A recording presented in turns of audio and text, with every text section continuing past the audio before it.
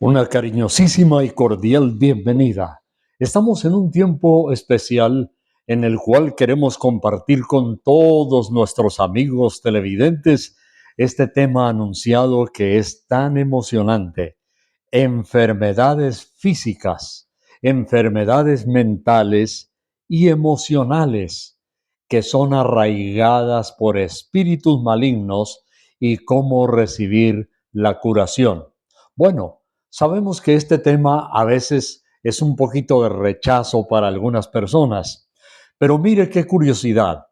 En el tiempo de hoy, en nuestro momento, lo que antes en la Edad Media se llamaba hechicería, brujería, invocación de espíritus, ahora se llama metafísica, esoterismo, gnosticismo. La metafísica suena como un término científico, meta, más allá, y física, más allá de la física. ¿Qué quiere decir eso? Que se está presentando en el momento actual el asunto de la invocación de espíritus y las cosas de las tinieblas como algo científico. Dicen, va más allá de la física, va más allá de la ciencia, es importante. Pero meta y física. Ahora, esoterismo. ¿Esoterismo qué significa? También oculto, desconocido, no revelado. Entonces, más allá de la física, esoterismo, no revelado, oculto, y es la manera muy light, pero además muy profunda desde el punto de vista, según los que practican esto, muy científico, de tal manera que encontramos, por ejemplo, en muchos centros comerciales, encontramos en los moles, encontramos en las librerías más prestigiosas, en los lugares de estratos 6, 7 y 8 que llaman así, una gran cantidad de libros y que algunos tienen volúmenes de 200, 300, 400 páginas como una manera de presentar lo que antes era algo repugnante, lo que antes era algo sucio, como un asunto muy importante y necesario para que la gente pueda desarrollar sus habilidades para tener éxito en la vida. Así que hoy queremos precisamente entrar en detalle sobre esto. Sí, en efecto, en la Edad Media, por ejemplo, a una persona que alguien quería asesinar, que no podía ser un sicario, le acusaban y ponían falsos testigos de haberle visto practicando brujería, haciendo una hoguera y hasta decían que volaban en escobas solamente con una intención, cuando la que se llamó Santa Inquisición, que realmente no fue santa, que acusaban a una persona, insisto, lo llevaban a la hoguera acusado de practicar artes ocultistas o de tener pactos con el diablo, satanismo o de ser un brujo o una bruja o un hechicero. Bueno, hoy queremos ver algunas verdades que esas sí son realmente ciertas y deseamos compartirlas con ustedes porque veremos algunos casos específicos y debemos ilustrarnos al respecto para que no seamos embaucados, pero además mucho cuidado. Es cierto que sí hay enfermedades malignas puestas directamente por espíritus diabólicos por el mismo Satanás. El libro de la sabiduría, sí, el libro de los sabios, el libro de los verdaderos entendidos, la Santa Biblia nos hace advertencias muy importantes que yo quiero compartir con ustedes y vamos a ver, por ejemplo, casos específicos de personas que algunas veces los facultativos, los exámenes de radiología, los exámenes de, por ejemplo, aparatos sofisticados como de las escanografías y los rayos X, en general, digamos, la medicina nuclear no pueden detectar, pero son enfermedades realmente gravísimas que vamos a ver. Mire la advertencia que hay aquí en la Biblia, en el segundo libro de los Corintios, el capítulo 2 y el versículo 11. Mire, para que Satanás no gane ventaja alguna sobre nosotros, pues no ignoramos sus maquinaciones. ¡Wow! Estas son palabras mayores. Para que Satanás no gane ventaja alguna, pues no ignoramos. Entonces, ¿qué sucede? La Biblia nos exhorta, nos anima a que no debemos tampoco ignorar. El hecho de que cause repugnancia un tema para muchos como este no significa que debamos ser ignorantes. Hay gente que tiene miedo, pero hay un área, específicamente un camino que está aquí en la Biblia que nos dice que debemos no ser ignorantes, sino saber las cosas tales como son. Bien, hay casos específicos y de algunas llamadas enfermedades incurables que han sido implantadas directamente por demonios, espíritus malignos anidados en la gente, que Jesús llamó y codificó, y tomo las palabras entre comillas de Jesús, en el caso de enfermedades terribles, el Señor Jesús llamó espíritus inmundos, que quiere decir espíritus sucios, espíritus malignos, espíritus pervertidos, manipuladores. Así también hay demonios y algunos espíritus malignos o demonios incluso, la Biblia nos muestra que son inteligentes, tienen un coeficiente, pero además son manipuladores de conocimientos científicos y hasta teológicos. No se sorprenda, no, no se sorprenda, es verdad. Hay espíritus malignos que, y en general la mayoría, conocen las sagradas escrituras, conocen la Biblia y saben a ciencia cierta algunos aspectos, por ejemplo, de escatología, algunos aspectos importantes de los tiempos de Dios en la Biblia. Vamos entonces a mirar rápidamente este tipo de espíritus malignos. Comencemos por el aspecto de las enfermedades, enfermedades mentales, psiquiátricas, enfermedades emocionales, enfermedades que tienen que ver con el aspecto del alma, los sentimientos de la persona. Y también hay muchos espíritus malignos que atormentan espiritualmente. Vamos rápidamente a este asunto de las enfermedades. Por favor, si usted quiere, acompáñeme rápidamente al Evangelio de San Lucas y vamos a mirar allí en este momento una cita interesante. Lucas, el capítulo 7 y el versículo 21. La Biblia dice lo siguiente en Lucas 7 y 21. En esa misma hora, Jesucristo sanó a muchos de enfermedades y plagas y de espíritus malos. Observe cómo el Señor tiene aquí unas líneas, una clasificación, cómo el Señor Jesús tiene aquí una especie de organigrama en el sentido de la forma como están organizados los espíritus malignos. Pero la Biblia nos dice enfermedades, plagas y de espíritus malos, dice, y a muchos ciegos les dio la vista. De tal manera que, por ejemplo, una palabra que aparece aquí que se llaman plagas, son realmente lo que se conoce también como pandemias. Las plagas son pandemias, sí, Señor. Entonces, aquí encontramos que el Señor Jesús los sanó, les dio la vista y la Biblia también nos muestra que estos espíritus que el Señor Jesús llamó inmundos son putrefactos. Una de las traducciones de ese término espíritu inmundo es putrefacto y es sucio, es podrido. Enfermedades físicas que, como hemos dicho, no detectan muchos de los instrumentos científicos, porque imagínense, ¿qué tal que en una escanografía, en una tomografía, en un examen de medicina nuclear, el médico, el radiólogo saliera diciendo, tiene un espíritu inmundo?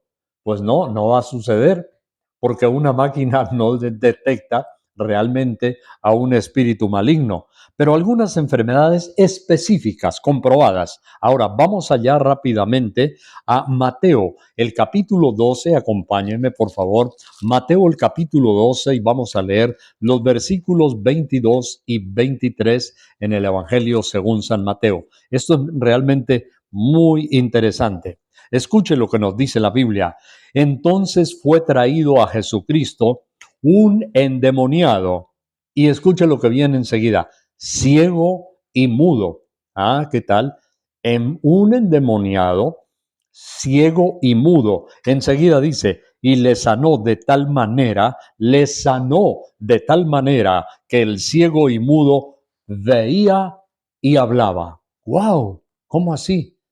Un hombre ciego y mudo a causa de espíritus inmundos. Pero vea lo que dice la Biblia aquí. Dice, le sanó.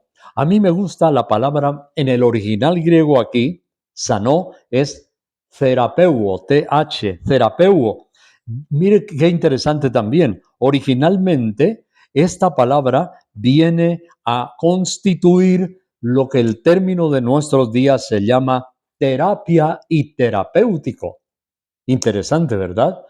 En la época de Jesús había una cantidad o un tipo de personas servidores que estaban encargados a veces bajo pago en familias que eran como una especie de terapeutas para atender, por ejemplo, casos de personas que tenían reumatismos, problemas en las articulaciones. Ellos hacían masajes, guiaban ejercicios, ayudaban a atender a esos enfermos y en general también a los ancianos y algunos niños.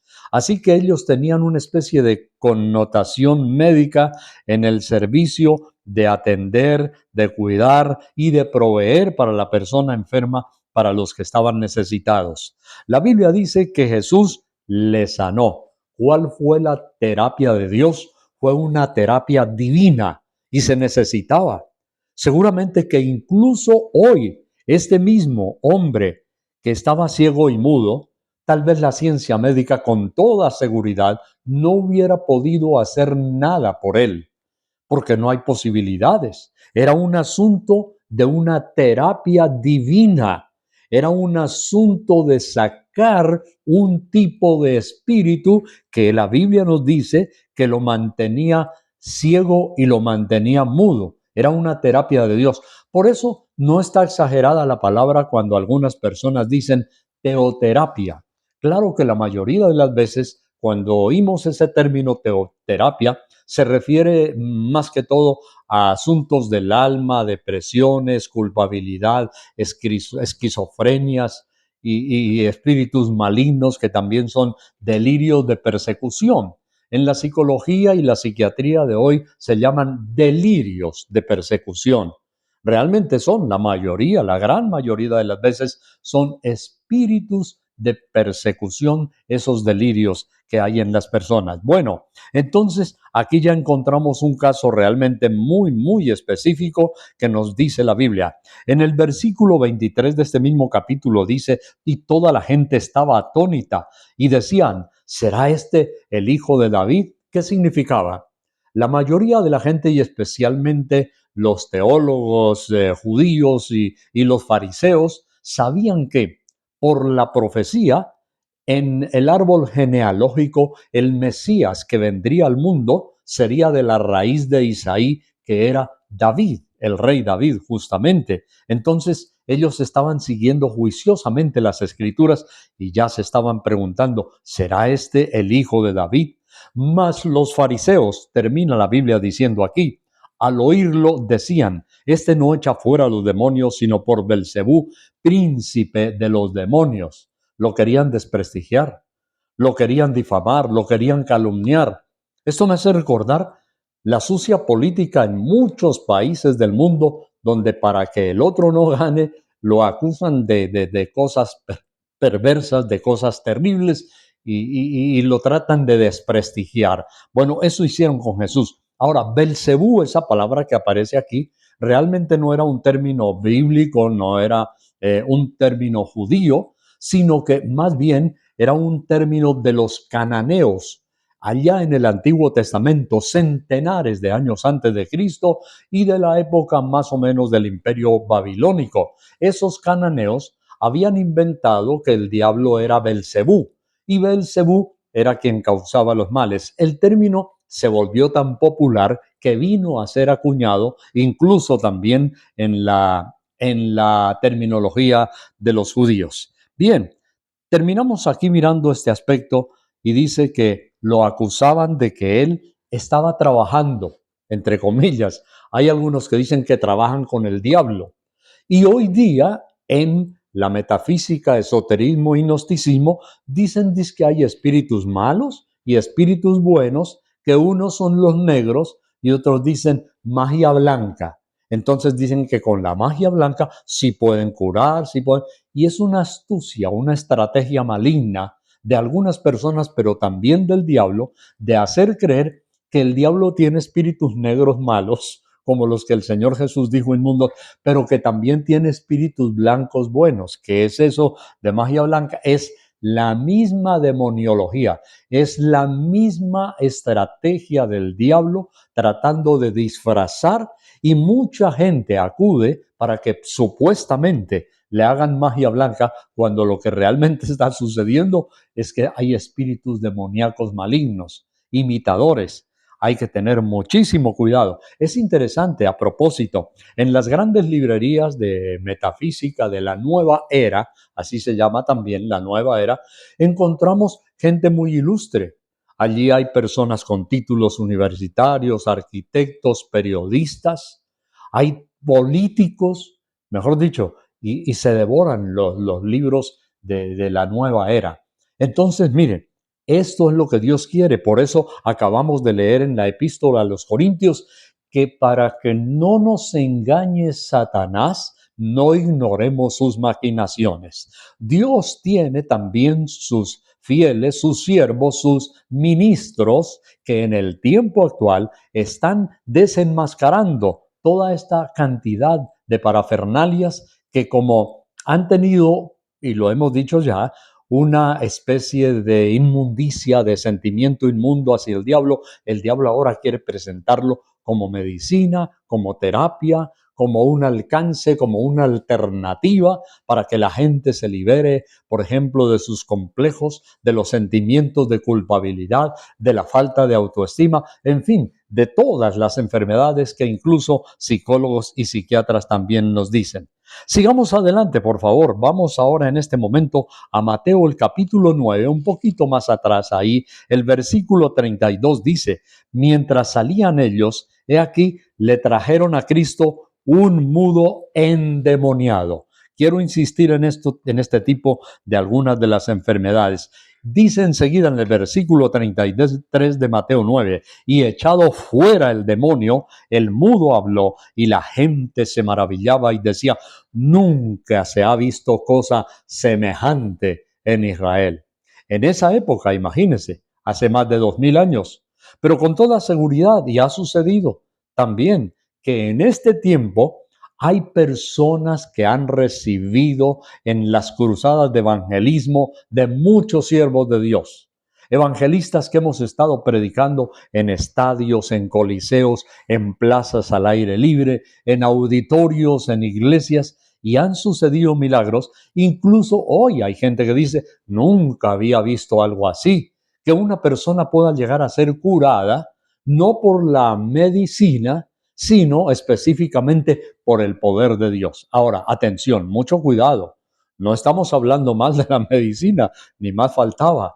Una de las formas, déjeme decirle, entre otras cosas, y bienvenidos a todos nuestros amigos facultativos, médicos, especialistas, etcétera. Una de las maneras como Dios ha permitido sanar a la humanidad es a través de los médicos. En el Antiguo Testamento encontramos a Dios recomendando las medicinas. No tengo tiempo ahorita porque ese reloj como corre, pero hay muchas ocasiones desde el Antiguo Testamento en las cuales Dios recomendaba el tratamiento médico porque es parte de la forma que Dios ha permitido a través del conocimiento científico que muchísimas enfermedades terribles también sean curadas. Gente que no podía caminar, por ejemplo, ahora a través de ciertas cirugías y terapias lo han logrado hacer de una manera casi perfecta. Tengo un amigo, por ejemplo, que después de 75 años de edad estaba muy enfermo de su cadera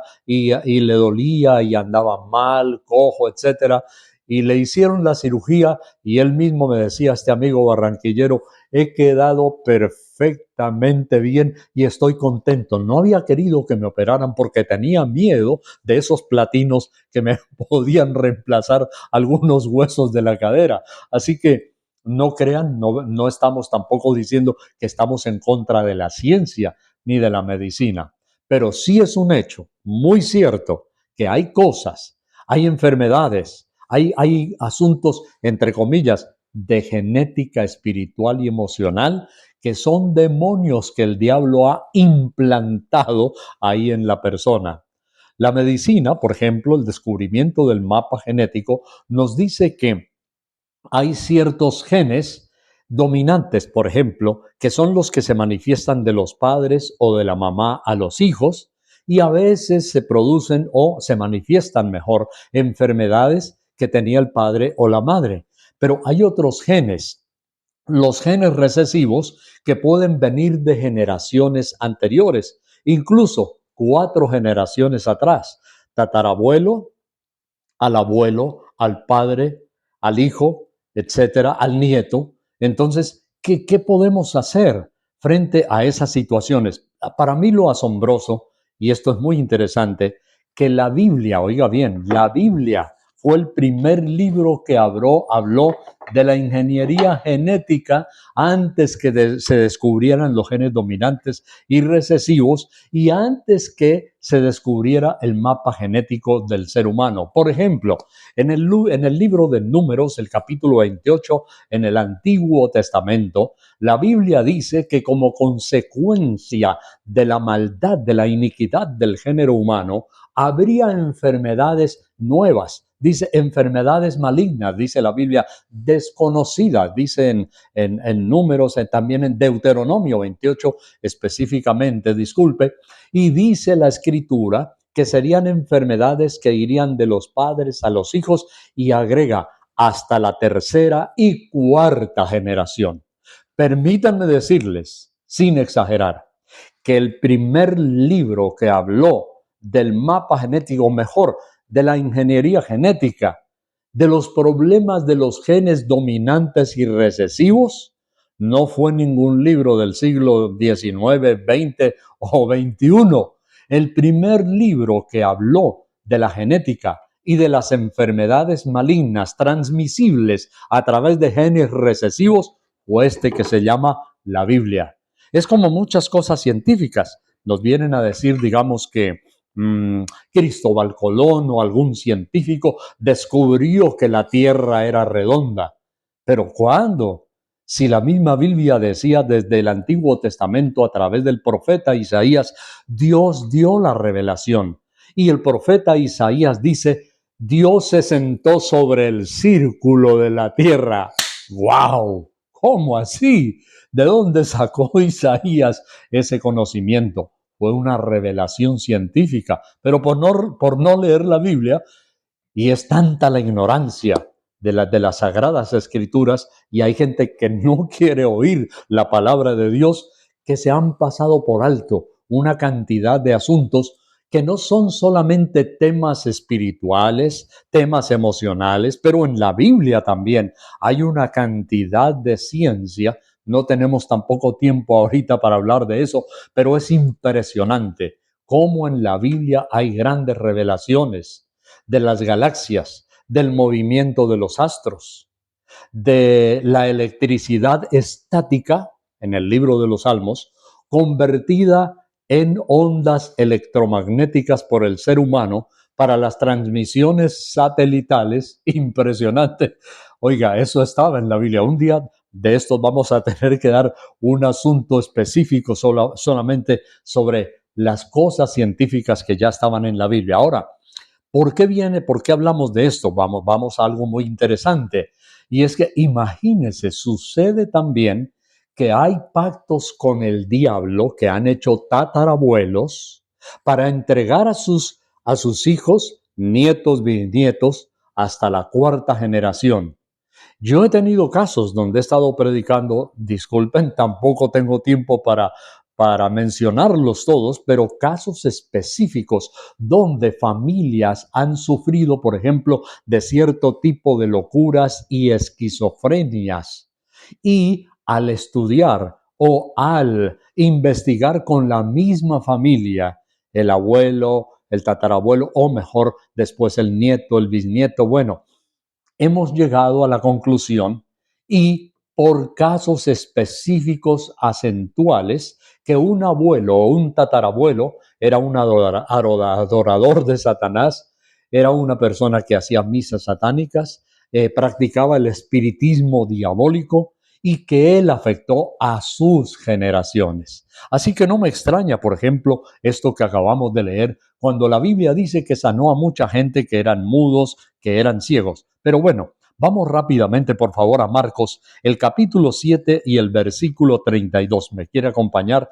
Marcos, el capítulo 7 y el versículo 32, porque tenemos también algo muy interesante allí. Escuche lo que dice la Biblia en este capítulo. Dice lo siguiente: y le trajeron un sordo y tartamudo, y le rogaron que le pusiera la mano encima, y tomándole aparte de la gente, metió los dedos, dice la Biblia, en las orejas de él y escupiendo tocó su lengua y levantando los ojos al cielo, gimió y dijo, Efata, que quiere decir abierto. Al momento fueron abiertos sus oídos y se desató la ligadura de su lengua y hablaba bien. Y en gran manera, las multitudes se maravillaban diciendo, bien lo ha hecho todo, hace a los sordos oír y a los mudos hablar. Espectacular. Siempre me ha gustado aquí en San Marcos esta frase que dice, bien lo ha hecho todo. El médico divino nunca hace cosas a medias. Él hace todo perfecto, bien lo ha hecho todo. Entonces, vea lo que notamos allí. Ahora, en el versículo, vamos otra vez a Marcos, el capítulo 7 y el versículo 37. Volvamos, por favor, ahí a Marcos 7. Podemos leer inclusive el versículo 35, que nos dice que se le abrieron sus ojos, sus oídos, perdón, y se desató la lengua y hablaba bien. Este caso, por ejemplo, de tartamudez, puede ser que haya algunos casos que son puramente orgánicos, biológicos, pero este específico era un demonio que había en esa persona. ¿Qué había sucedido? No sabemos, posiblemente un trauma en algún momento de la vida, ese espíritu maligno entró en esta persona, pero el caso es que Jesús nos dice, y la Biblia nos aclara, que era un problema puramente espiritual, había un espíritu maligno, un demonio. Bueno, antes de terminar, en el día de hoy, déjeme decirle un par de cositas más importantes, y es el siguiente: los espíritus inmundos no tienen reposo. Esta es una gran verdad. Los espíritus inmundos no tienen reposo y por lo tanto necesitan un ser humano para poseerlo. Y por lo general es alguien, incluso muchas veces, vea, es alguien que ha sido liberado porque por su maldad demonios se le habían metido, vienen a Cristo, son reincidentes, son esas personas que regresan otra vez a su maldad. Entonces, ¿qué sucede con este tipo de personas? Hay peores problemas. Acompáñeme, por favor, a Mateo, el capítulo 12 y el versículo 43. ¿Sí? Sí, desertores. Sí, señor. Desertor. Hay gente desertora en las filas de Dios. Mateo capítulo 12, versículo 43, nos dice la Biblia lo siguiente. Mire, cuando el espíritu inmundo sale del ser humano, anda por lugares secos buscando reposo y no lo halla. Ahí está, vea. Dice, volveré a mi casa de donde salí, y cuando llega la halla desocupada, barrida y adornada. Entonces va y trae consigo otros 7 espíritus peores que él, y entrados moran allí, y el postrer estado de aquel hombre, de aquella persona, viene a ser peor que el primero. Así también acontecerá a esta mala generación. Qué interesante. Esto es impresionante. Note que los desertores pueden llegar a tener una posesión maligna peor, porque dice que los demonios no andan solos, andan acompañados. Vamos entonces aquí a otro aspecto importantísimo. Y aparte de que los espíritus inmundos no tienen reposo, la Biblia, por ejemplo, nos habla de unos endemoniados, gadarenos, los espíritus malignos, pero bueno, además son inteligentes, son astutos, saben, tienen conocimientos científicos, es verdad. Y como dijimos al comienzo, conocimientos de teología, pero ellos además también sufren pánico y tiemblan. Veamos este caso tan importante en Mateo el capítulo 8 y el versículo 29. Por favor, acompáñeme allí a Mateo, el capítulo 8 y el versículo 29. Nos dice la Biblia lo siguiente así: y clamaron los demonios y decían: Jesús, ¿qué tienes con nosotros? Jesús, Hijo de Dios, ¿has venido acá para atormentarnos antes de tiempo? ¡Wow! Esto es impresionante. Mire, en la Biblia se habla de ciertos tiempos, dispensaciones, momentos kairos especiales de Dios, pero incluso aquí, en este momento, todavía no se había escrito el libro de Apocalipsis por el evangelista Juan, donde dice que los demonios irían al lago de fuego para ser atormentados por siempre allí. Y estos demonios ya sabían y le dijeron a Jesús: ¿has venido acá para atormentarnos antes de tiempo? ¡Qué bárbaro! Tenían conocimientos teológicos. Indudablemente, ellos ya saben lo que les espera. Ellos ya saben de las dispensaciones, de los tiempos de Dios. En este caso, pues sí, eran los gadarenos. Pero hay otro aspecto más, descubramos. Entonces, Jesús les dijo: id, porque le pidieron, le rogaron a Jesús que los dejara entrar en un hato de cerdos. En el versículo 32 de Mateo 8, la Biblia dice: él les dijo: id, y ellos, los demonios, salieron y se fueron a aquel hato de cerdos, y he aquí todo el hato de cerdos, un hato eran centenares, se precipitó en el mar por un despeñadero. Vea, había farallones y cayeron y se ahogaron pereciendo en las aguas. Pregunta interesante: ¿es posible que un demonio, o mejor, que un animal pueda tener demonios? A la luz de lo que vemos aquí, sí, señor. Y hemos oído casos. Si usted entra al internet, se va a sorprender. Mire, hay lugares, conozco uno en particular, en la ciudad de Bogotá, donde la abuelita quedó al cuidado de la niña y ella estaba en el piso de abajo descansando, en el sofá haciendo una siesta, y mientras tanto los dos perros que tenían arriba atacaron a la niña. El ataque fue tan sanguinario, fue tan brutal, que la despedazaron, regaron sus vísceras con la sangre, y uno dice: pero ¿cómo es esto? Los animales que conocían la niñita hicieron algo tan espantoso. La pregunta queda ahí flotando en el aire: ¿será que esos animales fueron poseídos por demonios? No lo sabemos, pero lo más seguro, por la forma como ha sucedido, y no es única vez, en muchas casas ha venido a suceder esto, incluso porque alguien puede decir: no, pero es que son de los perros peligrosos, pero a veces perros de esos que llaman de un temperamento manso, y lo han hecho también. De tal manera que es impresionante. Hay lo que nos dice la Biblia, que los demonios saben quién es Jesús. En Lucas 5:41, por ejemplo, hay una frase de los demonios que dijeron: tú eres el Hijo de Dios. Mire, las dudas que tenían los fariseos, las dudas que tenían los teólogos de los judíos, que tanto peleaban por el sábado. Los teólogos de cuello duro ni sabían, tenían dudas de que él era el Hijo de Dios.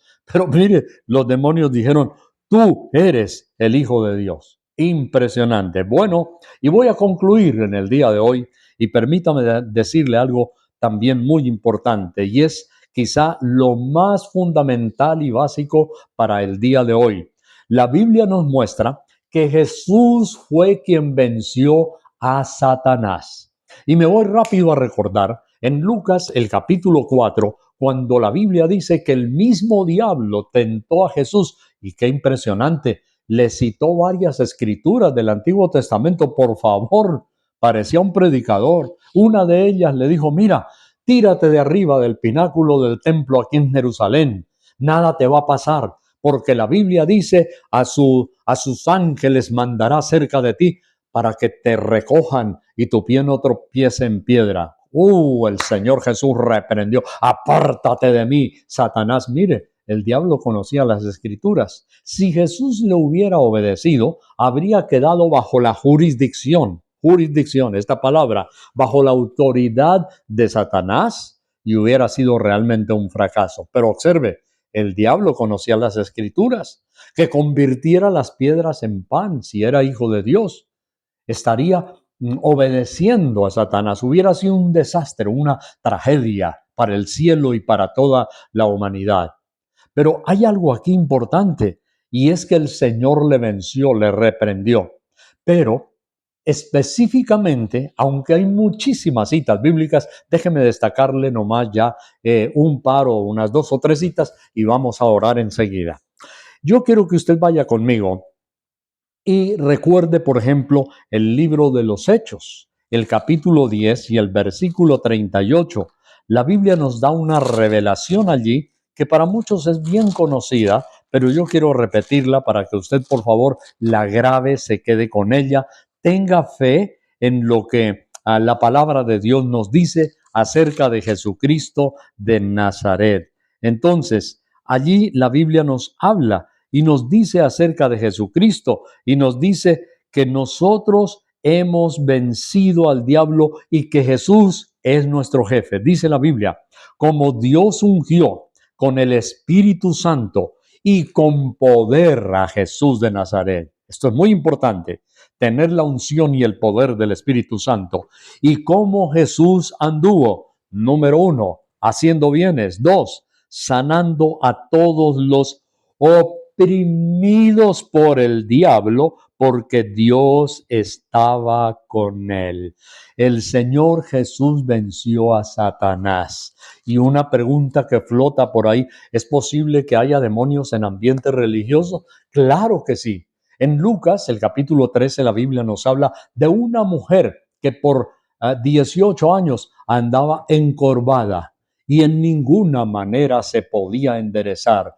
La Biblia dice que Jesús la sanó y la sentencia de Cristo fue: esta hija de Dios que Satanás había atado por 18 años, ¿acaso no se le debería desatar? Cristo tiene todo el poder sobre los espíritus malignos. Y vea, la mujer estaba en la sinagoga del sábado, estaba en el templo de los judíos, de los celosos, y lo guardaban. Pero mire, no tenían poder, no había unción, no había milagros. Y ahí Jesús de Nazaret liberó a esta mujer que Satanás había atado por 18 años. Por favor, vamos también allí en el libro de Santiago, sí señor, Santiago capítulo 4, versículo 7. La Biblia dice algo impresionante. Dice: someteos pues a Dios. Fundamental, someterse a Dios. Resistid al diablo, número 2, y el diablo huirá de vosotros. Qué tremendo, qué glorioso. Para poder vencer a Satanás, tenemos que estar bajo la autoridad y el dominio de Jesús de Nazaret. He estado en muchas cruzadas evangelísticas, estadios, coliseos, lugares, y siempre cuando ha habido algunas manifestaciones diabólicas de gente que Satanás la zarandea, la tira al piso, botan espumarajos, a veces ellos dicen mentiras y quieren en algunas ocasiones tratar de confundir a los predicadores. Dicen: la sangre de Cristo no tiene poder. Ese testimonio lo he contado muchas veces. Ellos quieren confundir, conocen las escrituras, lo que ya hemos visto en toda esta predicación. Pero entonces la Biblia nos muestra, la Biblia nos dice que Jesús tiene todo el poder. Santiago 4:7, para poder tener autoridad: someteos pues a Dios, resistid al diablo y el diablo huirá de vosotros. Y pienso que nuestra última cita bíblica está en Colosenses, el capítulo 2 y el versículo o los versículos 14 y 15. Sí, señor. Ese texto de Colosenses me hace recordar que Juan, en una de sus epístolas al final del Nuevo Testamento, dice que si nosotros creemos que Jesús es el Cristo, el Mesías, dice que nosotros podemos resistirle. Dice también, dice el viejito, el viejito Juan, dice, y el diablo dice que Dios le protege y el maligno no le toca. Es importante, no lo puede tocar. Si el diablo no te puede ni tocar, mucho menos hacerte daño. Aquí está la clave fundamental. Termino en este texto de la Escritura para el día de hoy porque creo que esto es realmente una bomba. ¿Qué fue lo que hizo Jesús para vencer, para derrotar completamente al diablo? Está en Colosenses, el capítulo 2. Y la Biblia nos dice, después del versículo 15, y despojando Jesucristo a los principados malignas y a las potestades diabólicas, los exhibió públicamente, triunfando sobre ellos en la cruz. Por eso la sangre de Cristo tiene poder, no solamente para limpiar el pecado, pero los demonios sufren pánico cuando oyen hablar de la sangre de Jesucristo, cuando se les reprende. Los venció, los exhibió, triunfando públicamente sobre ellos en la cruz. Pero también para ti, amigo televidente, que estás ahí frente a la pantalla de tu televisor, para todos nosotros aquí en este lugar, para las personas que nos están sintonizando también aquí en Estados Unidos, en Alabama, desde donde estamos transmitiendo, hay este versículo importante. Jesucristo anuló el acta de los decretos que había contra nosotros y que nos era contraria, quitándola de en medio y clavándola en la cruz. Esto siempre me ha fascinado, porque esa acta de decretos era algo que hacían cuando en el Imperio Romano condenaban a una persona a la cárcel. En la celda colocaban en la parte de arriba, y así se llamaba, era un documento judicial, acta de decretos, y ahí decía por qué estaba ese hombre metido detrás de las rejas de la celda. En el acta de decretos estaban todos los delitos, crímenes, asesinatos, bueno, lo que hubiera hecho, acta de decretos.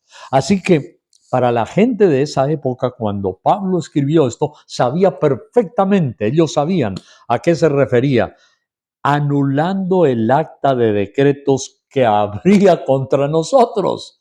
Cada uno teníamos una lista de maldad, de pecado, y el diablo acusaba. Y entonces cuando Cristo muere en la cruz, la Biblia dice que Él quitó, desgarró el acta de decretos de la celda en la cual estábamos nosotros, por los cuales éramos acusados, la quitó de en medio, clavó en la cruz el acta de decretos y dijo, he pagado el precio, he pagado la condena de este hombre, de aquella mujer, le he derramado mi sangre y lo he limpiado, y por eso ella ahora tienen poder contra Satanás también. No solamente es salvo o salva, pero también tiene el poder contra Satanás. Así que yo quiero a las personas que tienen a veces angustias, temores, irritabilidad, que dicen que oyen voces, que el diablo se les manifestó, que ahora tienen miedo porque no saben si Satanás está en su hogar.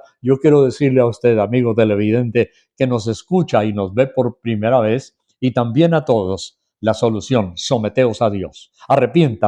Arrepiéntete, entrégale tu vida a Jesucristo de Nazaret, deja que Él te limpie con su sangre. Sé una persona nueva y vas a recibir la autoridad y el poder para atar, vencer al diablo, porque Cristo murió por ti en la cruz. Tienes seguridad y protección sobre tu familia. Te invito a orar en este día tan hermoso, tan maravilloso que hay. Yo te invito, por favor, inclina tu rostro ahí donde estás y repite rápidamente conmigo esta oración. Dile: Señor Jesús, Señor Jesús, límpiame con la sangre preciosa que tú derramaste en la cruz del Calvario. Dile: Señor, yo me arrepiento. Reconozco, Señor, que he fallado. Reconozco, Señor, que he pecado contra ti. Señor, límpiame con tu sangre. Te entrego mi vida. Pertenezco a ti. Y te ruego, Dios, que me des el poder de tu Espíritu Santo para vencer sobre la maldad y sobre toda potestad maligna de enfermedad en el nombre de Jesucristo de Nazaret. Si hay alguna persona, por favor, algún televidente o alguien que está enfermo, déjeme hacer una oración para que Dios le sane. En el nombre de Jesucristo de Nazaret, Señor, yo ruego por esas personas que están enfermos, que tienen aflicciones en su cuerpo, cualesquiera que sea, Señor. Declaramos el poder viviente de Jesucristo de Nazaret a esa persona que está, Señor, en el hospital, en su hogar, en su casa, en su lecho de dolor. Señor, le declaramos sana, sano, recibe ahora mismo por el poder de Dios la sanidad de Jesucristo de Nazaret y ser libre de toda enfermedad en el nombre de Jesús. Amén. Amén.